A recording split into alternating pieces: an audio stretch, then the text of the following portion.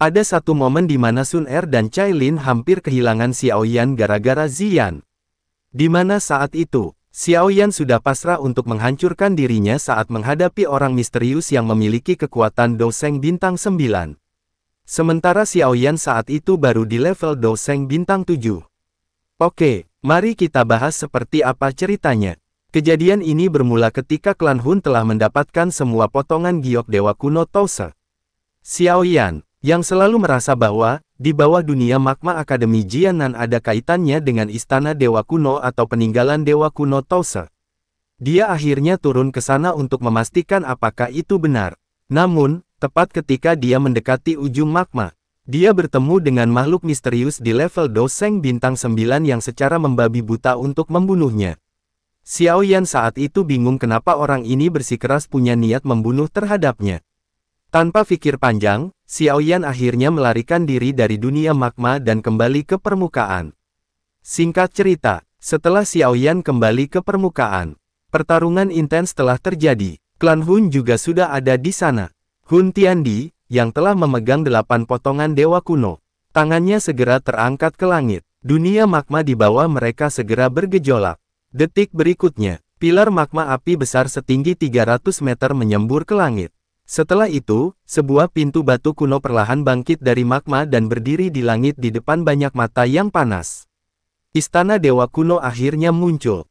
Pada saat yang sama, suara tawa keras terdengar dan sosok misterius yang telah ditemui Xiaoyan di dunia magma akhirnya muncul. Matanya sejenak menyapu sebelum tiba-tiba bertanya, siapa yang memanggil Istana Dewa Kuno? Kalau dipikir-pikir, kaisar ini benar-benar berutang padanya. Gu Yuan dan Hun Tiandi mengalami perubahan ekspresi setelah mendengar ini. Teman ini, giok kuno ada di tanganku. Tentu saja, hanya aku yang bisa memanggil Istana Dewa Kuno. Hun Tiandi melangkah maju dan tertawa. Makhluk misterius itu melirik Hun Tiandi. Tiba-tiba, cahaya yang kuat melonjak. Segera, tubuhnya yang besar tiba-tiba menyusut. Dia telah berubah menjadi seorang pria setengah baya berambut ungu keemasan. Aku telah menerima bantuanmu dan harus membantumu. Namun, saat ini aku memiliki hal lain yang harus dilakukan. Oleh karena itu, kita akan menyelesaikannya di masa depan. Kemudian, matanya sekali lagi menyapu dan berhenti pada sosok Xiaoyan. Mengulurkan tangannya, cakar besar emas menembus udara dan menyerang Xiaoyan. Ekspresi Xiaoyan langsung menjadi buruk. Tubuhnya buru-buru mundur. Pada saat yang sama, sosok spiritual muncul. Kemarahan surgawi musim semi kuning dengan cepat dilepaskan. Gelombang sonik spiritual, dengan kejam menabrak cakar emas besar. Namun, yang terakhir tidak bergerak. Tuan, bolehkah aku tahu bagaimana Xiaoyan menyinggungmu? Ekspresi Gu Yuan juga berubah setelah melihat adegan ini. Dia buru-buru berteriak, targetku adalah dia. Aku akan menyerangmu, jika kamu ikut campur tangan. Sosok misterius berteriak dengan suara dingin. Dia telah mendeteksi aroma putrinya dari darah Xiaoyan beberapa hari yang lalu. Kekuatan garis darah itu unik untuk suku mereka. Namun, Xiaoyan jelas adalah manusia. Dalam hal ini, hanya ada satu jawaban. Dia pernah melahap dan memperbaiki kekuatan garis keturunan putrinya. Putrinya bahkan mungkin telah dibunuh orang ini. Bocah, serahkan hidupmu. Tangan sosok misterius sekali lagi meraih kepala Xiaoyan. Boom! Piton 9 warna tiba-tiba melintas di langit, mengelilingi tubuh Xiaoyan dan dengan cepat menarik mundur. Pada saat yang sama, api emas menyebar ke seluruh langit dan berubah menjadi sinar cahaya keemasan yang berukuran ratusan meter dan dengan kejam menembak ke arah sosok misterius. Boom! Sosok misterius melemparkan pukulan ke depan. Tapak angin segera menghancurkan sinar cahaya keemasan. Serangan yang tidak penting. Sosok misterius membuka langkahnya dan muncul di depan Xiaoyan. Cahaya ungu emas muncul di mata ganasnya. Kemudian menyerang Xiaoyan dan Sun Er di sampingnya. Cahaya emas menerpa. Setelah itu, ruang di sekitar Xiaoyan langsung disegel. Pergi. Ekspresi Xiaoyan berubah drastis. Tapak tangannya menghantam Sun Er di sampingnya dan kekuatan besar menghancurkan daerah di sekitar segel cahaya. Kemudian tubuhnya mulai membengkak dengan cepat. Dia benar-benar berencana meluncurkan serangan terakhir dengan menghancurkan dirinya sendiri. Tepat ketika tubuh Xiaoyan hampir runtuh, segel ringan di tangannya tiba-tiba mengeluarkan kilau cemerlang. Segel naga yang Ziyan tinggalkan padanya memungkinkan mereka berdua untuk mendeteksi apakah yang lain berada dalam situasi berbahaya. Xiaoyan, jangan merusak diri sendiri. Suara wanita yang cemas tiba-tiba keluar dari segel cahaya yang berkedip-kedip. Setelah itu, cahaya emas terang tiba-tiba melonjak dari segel naga. Dengan cepat melilit tubuh Xiaoyan dan menekan gejala-gejalanya menjadi merusak diri. Pada saat yang sama, ruang di depan Xiaoyan dengan cepat membelah dan membentuk garis retak besar. Cahaya emas terang meletus. Akhirnya berubah menjadi naga emas besar dan dengan cepat melilit Xiaoyan. Ziyan, cepat pergi. Ekspresi Xiaoyan berubah drastis setelah dia melihat naga besar yang tiba-tiba keluar dari langit. Mengingat kekuatan Ziyan, tubuhnya akan langsung hancur jika serangan itu dengan kuat menyerang tubuhnya.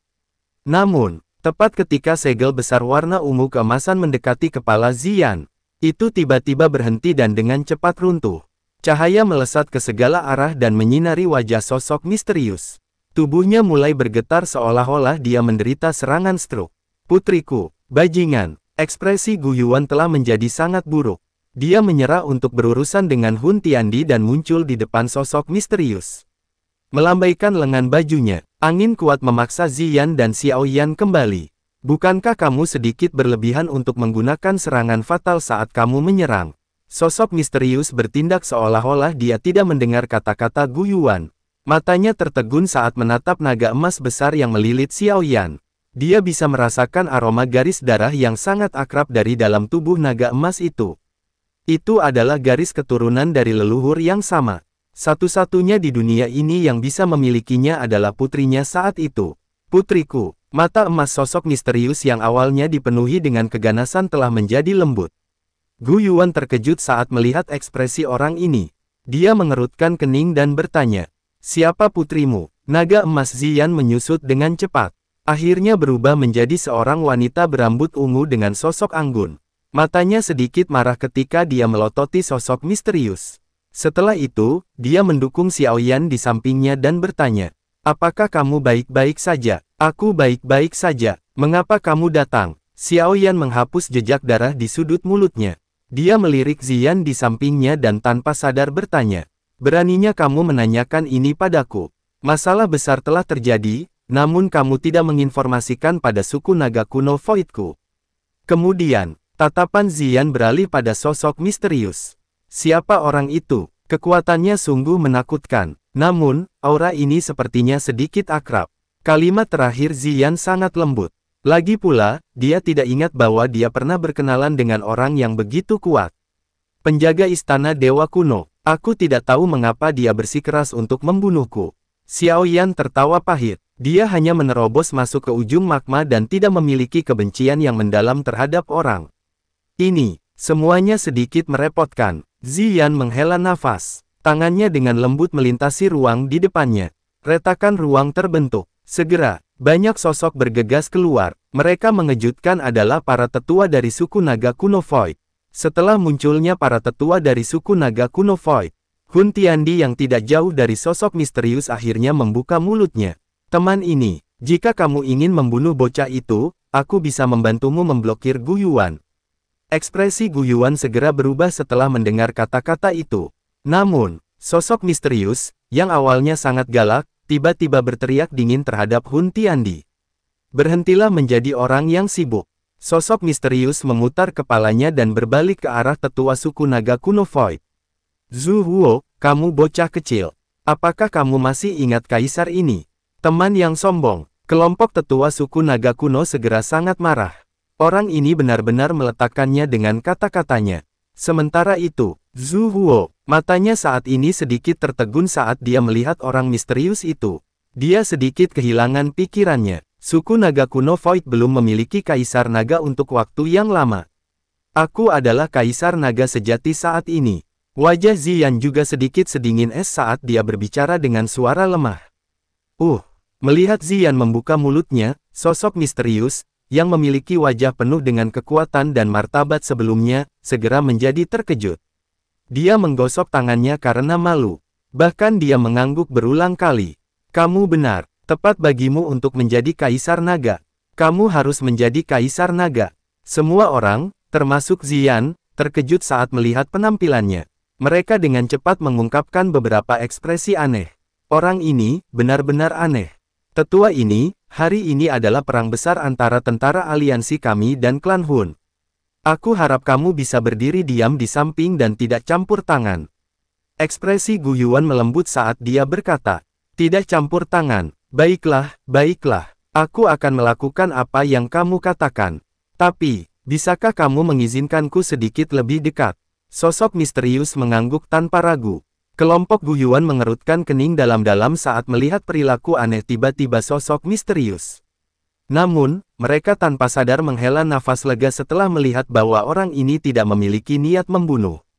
Kemudian, sosok misterius muncul di depan Ziyan dalam sekejap setelah dia mendapatkan izin. Matanya menyapu wajah Ziyan. Kamu sangat mirip dengan ibumu. Kamu telah melihat ibuku. Ekspresi Ziyan dengan cepat berubah. Ketika matanya menatap sepasang mata emas sosok misterius, perasaan aneh tiba-tiba muncul dari dalam hatinya. Dia tiba-tiba mengulurkan tangannya dan meraih tangan sosok misterius. Ketika tangan mereka berdua melakukan kontak, cahaya emas terang tiba-tiba meletus dari dalam kedua tubuh mereka. Akhirnya, cahaya itu menyatu sempurna pada titik di mana tangan mereka bersentuhan. Boom! Suatu tekanan yang sangat mengerikan samar-samar menyebar. Banyak tetua dari suku naga kuno Void di belakang Ziyan segera berlutut. Kamu, Ziyan segera terkejut saat melihat cahaya keemasan, yang terjalin dengan sempurna. Dia buru-buru menarik tangannya. Matanya menjadi dingin saat menatap lelaki yang tampak lembut di depannya. Sementara itu, Xiaoyan, yang berdiri di belakang Ziyan, sepertinya telah memahami sesuatu. Dia bisa merasakan kekuatan keturunan benar-benar mirip dengan Ziyan. Sepertinya ada hubungan darah antara keduanya. Hubungan seperti ayah dan anak. Kemungkinan besar orang misterius ini adalah kaisar naga sebelumnya dari suku naga kuno Void yang telah hilang selama ribuan tahun. Tidak heran dia berencana membunuhku. Ini sebenarnya karena tubuhku memiliki darah esensi naga kuno yang pernah diberikan Ziyan kepadaku. Namun, dari ekspresi Ziyan, sepertinya dia tidak terlalu bersemangat. Namun demikian, Xiaoyan bisa merasakan gelombang besar berputar di dalam hatinya. Putriku, pria berambut ungu emas sedikit tak berdaya saat melihat wajah Ziyan, yang tiba-tiba menjadi sedingin es. Dia hanya bisa terus menggosok tangannya dan menatap Ziyan. Aku seorang yatim piatu. Aku tidak punya ayah dan ibu. Ziyan berbicara dengan suara dingin. Namun, suaranya menyebabkan seseorang merasa sakit hati. Xiaoyan menghela nafas. Ziyan saat itu tinggal sendirian di pegunungan dalam dari wilayah sudut hitam. Meskipun bakatnya luar biasa, kehidupannya pada akhirnya tidak baik. Selanjutnya, dia tidak sengaja memakan rumput transformasi tubuh yang belum matang. Baru kemudian dia dibawa ke akademi dalam oleh tetua pertama Sucian. Namun, dia terus merasa kesepian.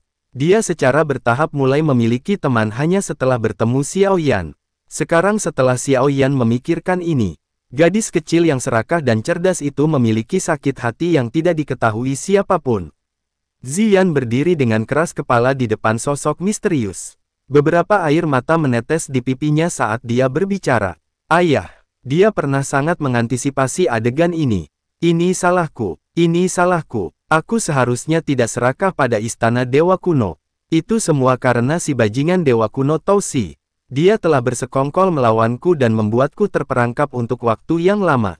Sosok misterius langsung panik setelah melihat air mata jatuh di mata Ziyan. Dia perlahan melangkah ke depan. Putriku, berhentilah menangis, berhentilah menangis.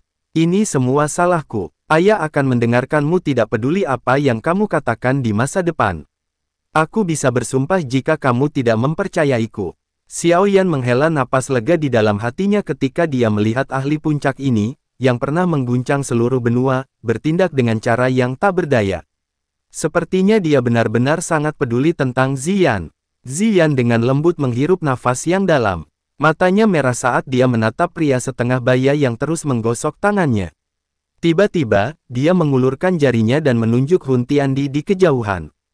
Kalau begitu, bisakah kamu membunuhnya? Baik, pria parubaya itu terkejut setelah mendengar ini.